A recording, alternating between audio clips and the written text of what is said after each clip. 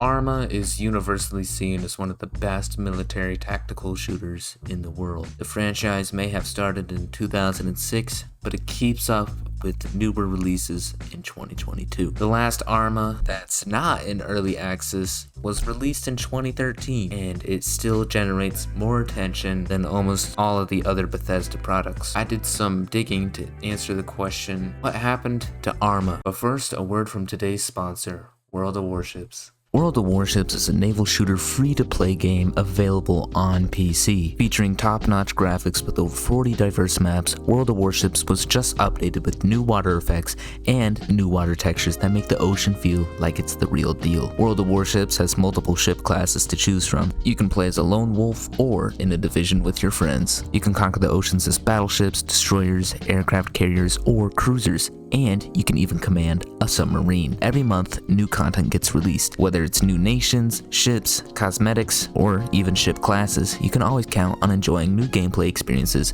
in World of Warships. From November 15th through December 13th, World of Warships is running a treasure hunt where you can earn in-game and real-life prizes just for playing the game and inviting your friends. So, what are you waiting for?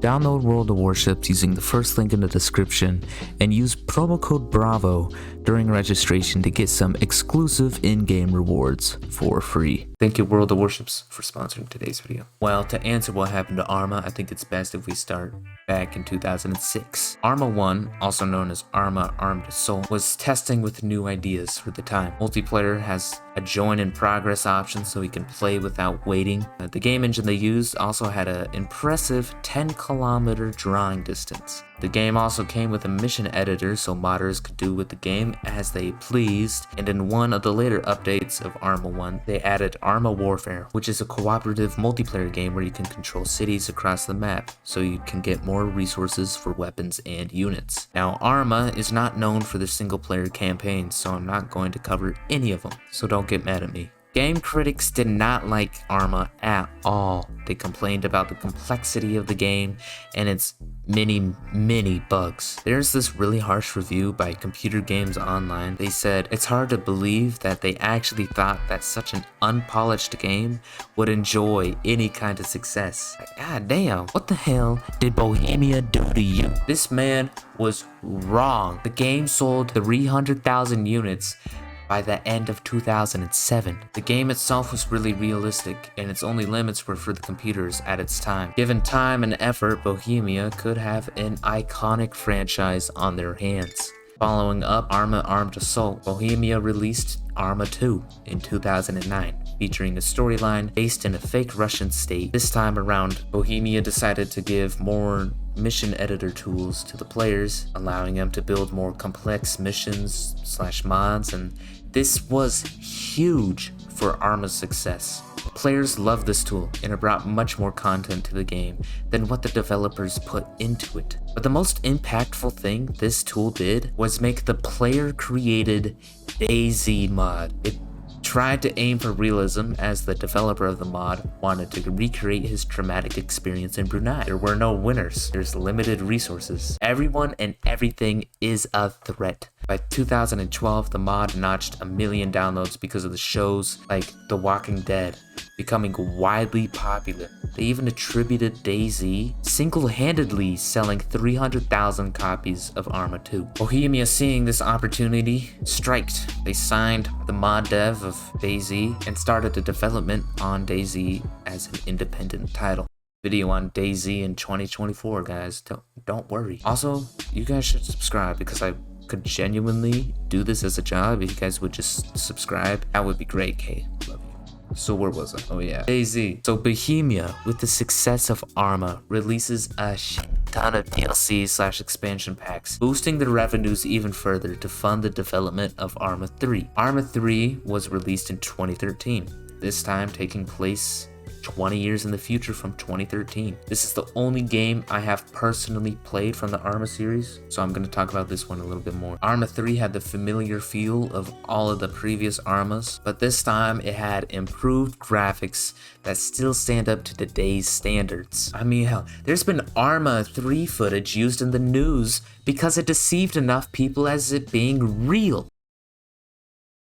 The loadouts were more specialized, so you can't just be a one-man crew. Okay, this ain't single player, bitch. This is real life. And Bohemia, let me just complain here. Your AI is absolute dog water. I tried the single player campaign and I spent a whole last week trying to get my AI squad to clear the town with me. I couldn't get them to do it, so I had to restart the entire mission and clear the town by myself and then run 3 kilometers across the island to the boat pickup spot. Like, get a grip. To your credit, Bohemia. Most of your missions, absolutely amazing. I love destructible environments, especially in open world games like Arma, and being able to take down a camp with an artillery strike is just beautiful to watch. Wait a minute.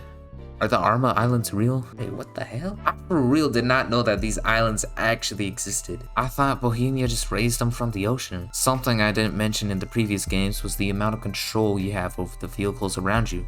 I love being able to drive cars around the map and experience autists like I am actually part of the island. It certainly doesn't help with civilian casualties, but they were just in the way, guys. But let's talk about the thing that pisses me off the most about this game. Arma, from the outside, costs $30, but when you get into the game, so much of it is locked behind paywalls that the actual game is $253. How do companies get away with this? I get the game is old, and it's been out since 2013, almost a whole decade now. God, it's bad, EA. I mean Bohemia, my bad. Oh, what about the free mods on the Steam Workshop? GTA mod, DayZ mod. Wait, DayZ mod? Why did they make another one? Well, Arma 2 servers are harder and harder to find, so somebody made a remake during COVID. The Fallout mod, Warhammer mod, Halo mod, and my personal greatest of all time, Arma 3 mod. Anti-statsy. Anti-statsy.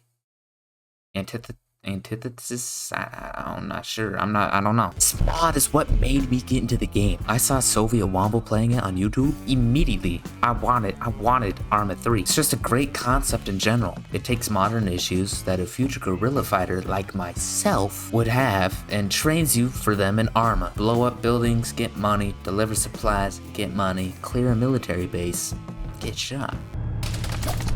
I truly think that Bohemia should pull another DayZ on this mod. It might not be as popular, but I think it's just as good, if not better, idea than what the DayZ mod had. So that brings us to now. What happened to Arma? Bohemia has been silent for almost a decade with the Arma franchise, except for the pre-beta early access alpha version game, Arma Reforger, which does not seem to be doing too well. I know Bohemia has been working on Arma 4, but I wouldn't expect anything too exciting. For Arma 4 to be successful, all they have to do is set up a small single player campaign, stable multiplayer servers, and a couple hundred bullshit DLCs. They have their formula set based on the last 3 games. Even just improved graphics and some better movement mechanics / animations would go a long way for the game.